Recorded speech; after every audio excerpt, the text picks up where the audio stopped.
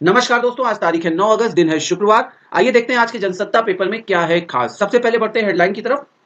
विनेश का संन्यास, कहा मां कुश्ती जीत गई और मैं हार गई। जी हां, विनेश फोगाट जो काफी चर्चा में बनी हुई है, भारतीय महिला पहलवान, पेरिस ओलंपिक में स्वर्ण पदक मुकाबले से ठीक पहले अयोग्य ठहराए जाने के बाद इन्होंने अपनी मां को एक भावुक संदेश लिखा और उसी के साथ कुश्ती को अलविदा कह दिया। जी हां दोस्तों, ये सबसे बड़ी न्यूज आ रही है। दूसरी न्यूज भी हमारी पेरिस ओलंपिक से ही है। ये बता रही है हमको कि नीरज को पदक और नदीम को भी पदक। यहां पर दो चीजें देखने को मिली हैं कि पेरिस में भाला फेंक प्रतियोगिता में जो भारत के नीरज चोपड़ा हैं उनको रजत पदक मिला है और पाकिस्तान के नदीम को स्वर्ण पदक मिला है। जी हां, नदीम ने 92.97 रिकॉर्ड दूरी पर भाला फेंक कर स्वर्ण पदक अपने नाम कर लिया है। तीसरी न्यूज भी आपकी पेरिस ओलंपिक से ही है। जी हां, हेडलाइन में पेरिस ओलंपिक छाया हुआ है।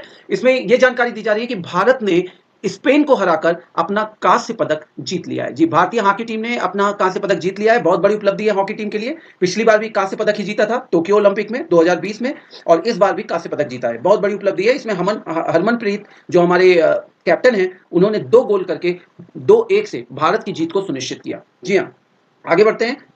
देखिए, एक बड़ी न्यूज़ और भी आ रही है। अगर आप बैंक से जुड़े हैं और चेक के माध्यम से कैश निकालते हैं, भुगतान करते हैं, तो आपके लिए बड़ी न्यूज़ है। अब कुछ ही घंटों में होगा चेक का भुगतान। जी हाँ, वर्तमान में चेक जमा करने से लेकर राशि आने तक 2 दिन का लगभग समय लग जाता था। लेकिन अब नई व्यवस्था जो आ रही है, उसके अंतर्गत अब आपको कुछ घंटों में ही भुगतान हो जाएगा। साथ ही साथ यूपीआई के जरिए भुगतान की सीमा को 1 लाख से बढ़ाकर 5 लाख रुपए कर दिया गया है। यहां सबसे महत्वपूर्ण बात याद रखिएगा, जो हमारे आरबीआई के गवर्नर हैं, उनका नाम क्या है? शक्ति दास। जी हाँ, शक्तिकांत दास नाम है उनका, जो इस समय आरबीआई को लीड कर रहे हैं। इसके बाद बढ़ते हैं अगली न्यूज की तरफ। बांग्लादेश में भारतीय वीजा केंद्र को बेमुद्दत बंद कर दिया गया है। मतलब भारतीय वीजा आवेदन केंद्र को अनिश्चित काल के लिए बांग्लादेश में बंद कर दिया गया है। जी हाँ, और इसी बीच नोबेल पुरस्कार से सम्मानित अर्थशास्त्री मोहम्मद यूनिस ने, जैसा हम पिछले 2 दिनों से बात कर रहे हैं, बांग्लादेश में अंतरिम सरकार के प्रमुख के रूप में शपथ ले ली है। बांग्लादेश में भी तेजी से घटनाक्रम बदल रहा है, इस पर भी हम चर्चा करेंगे।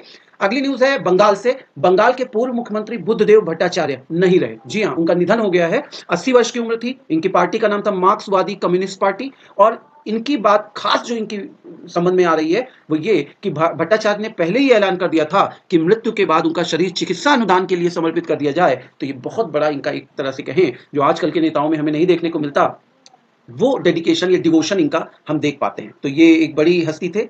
इनको श्रद्धांजलि पूरा देश प्रेषित कर रहा है।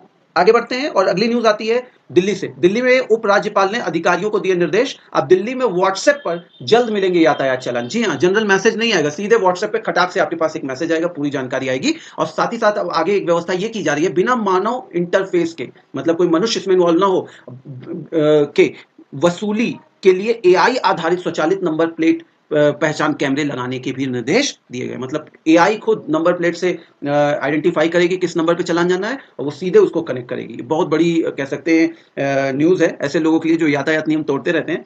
तो दोस्तों, आपको दुख के साथ सूचित करना पड़ रहा है, आगे सावधान रहें। आगे बढ़ते हैं अगली न्यूज़ की तरफ।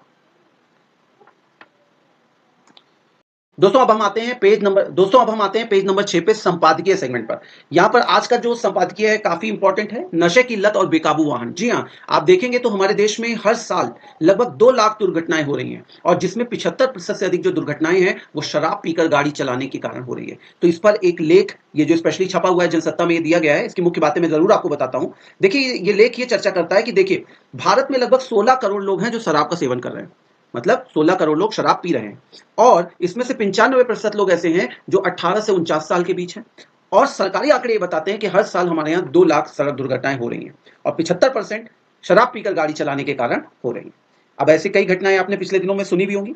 जान लीजिए, शराब पीकर गाड़ी चलाने के संबंध में हमारे देश में बहुत कड़े कानून हैं, लेकिन अमीर और रसूखदार लोग इससे प्रायः बच जाते हैं। अब कानून क्या है वो सुन लीजिए। अगर पहली बार आपने शराब पीकर गाड़ी चलाई तो 10,000 से 15,000 तक पहले तो आपको जुर्माना देना होगा, 6 माह तक की कैद। दूसरी बार करते हैं तो 15 से 20,000 तक जुर्माना, 2 साल की कैद। और अगर किसी को गंभीर चोट लग जाती है तो जुर्माना 25,000 तक चला जाएगा, 25 से 50,000 तक, और 3 साल की कैद हो जाएगी। लेकिन अगर शराब पीकर किसी को कुचल दिया आपने, याद रखिएगा, कुचल दिया, तो 50,000 से 1 लाख रुपए तक का जुर्माना भी देंगे और 10 साल की कैद आपको हो सकती है। लेकिन फिर भी देश में लोग सुधर नहीं रहे हैं। आगे बात करें तो लोग कह रहे हैं क्यों भाई शराब फिर बंद क्यों नहीं कर देते? तो शराब देश की अर्थव्यवस्था में महत्वपूर्ण भूमिका निभाती है। जी हाँ, बहुत, क्योंकि ये आबकारी ही है जीएसटी और वैट के बाद जिससे सबसे ज्यादा इनकम हो रही है इसी शराब से। और कोई भी सरकार इस स्रोत को बंद नहीं करना चाहती, लेकिन कई ऐसे राज्य हैं जैसे बिहार, गुजरात, मिजोरम, नागालैंड, लक्षद्वीप जिन्होंने शराब पर पूरी तरह प्रतिबंध लगा दिया है। और ये भी देखा गया कि इनकी आमदनी में भी कोई खास खास कमी नहीं आई है। तो इसलिए ये कहना कि इससे राज्य की आर्थिक स्थिति खराब होगी, ये भी ठीक बात नहीं है। कुछ राज्यों ने तो ये भी कर रखा कि एक उम्र बना दी है कि इससे कम का बच्चा शराब नहीं पी सकता। जैसे आप देखेंगे तो गोवा, हिमाचल और कर्नाटक में 18 साल की उम्र है। दिल्ली, हरियाणा में 18 से 25 साल की उम्र तय है। ठीक है, महाराष्ट्र में कानूनी उम्र 25 साल है। तो इस तरह से हम देखते हैं तो अलग अलग जगह पे अलग अलग चीजें दिखाई देती हैं। भारत का शराब बाजार अगर आप देखें तो दुनिया में ये 52.5 अरब डॉलर का है, बहुत ज्यादा बड़ा। तो मित्रों, यहां से एक बड़ी इनकम आ रही है, बड़ा हमने सख्ती भी की है, लेकिन फिर भी ऐसी घटनाएं रुक नहीं रही हैं। तो आप जरूर से जरूर, इससे आपको पता चलेगा, जो आप देख रहे हैं सड़क दुर्घटनाएं हो रही हैं उस पर अगर आपको कहीं लिखना है तो इससे अच्छे डेटा आपको मिल सकते हैं। तो इसको जरूर देखिएगा इस आर्टिकल को। देखिए, मैं आपके साथ जो डिस्कशन करता हूं, कोशिश करता हूं कम से कम सबसे महत्वपूर्ण खबरें ही आप तक जाएं। जनरल खबरों को हम नहीं लेते, ताकि आप कम समय में ज्यादा इसका आउटपुट प्राप्त कर सकें। आगे बढ़ते हैं, और क्या खबर है हमारे लिए। दोस्तों, अगली खबर आ रही है बांग्लादेश से। बांग्लादेश में आप देख सकते हैं यूनुस जी ने अंतरिम सरकार के प्रमुख के तौर पे शपथ ले ली है। इनकी ये पेरिस गए हुए थे ओलंपिक खेल देखने, तो इनको वहां से बुलाकर इनको ये रोल दिया गया है। इसी के साथ इन्होंने कहा है कि जल्दी ये कानून व्यवस्था सुधारेंगे और हिंदुओं पर जो अटैक हो रहे हैं उनको भी रोकने की कोशिश करेंगे। आगे बढ़ते हैं। देखिए, हमारी इस समय राष्ट्रपति यात्रा पर है। पहले फिजी गई थी, फिजी से अब पहुंची है न्यूजीलैंड। आपको यहाँ मुझे बताना है कि आखिर न्यूजीलैंड के जो प्रधानमंत्री हैं वो कौन है जिनसे इनकी मुलाकात हुई है। इसी आर्टिकल में है, आप जल्दी से इसे देखकर मुझे बताएंगे कमेंट बॉक्स में लिखकर।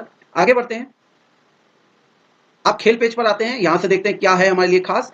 सबसे पहली बात तो यहां पर आपने जैसा देखा कि सभी प्रमुख खबरें तो ऑलरेडी हमारे फ्रंट पेज पर थी।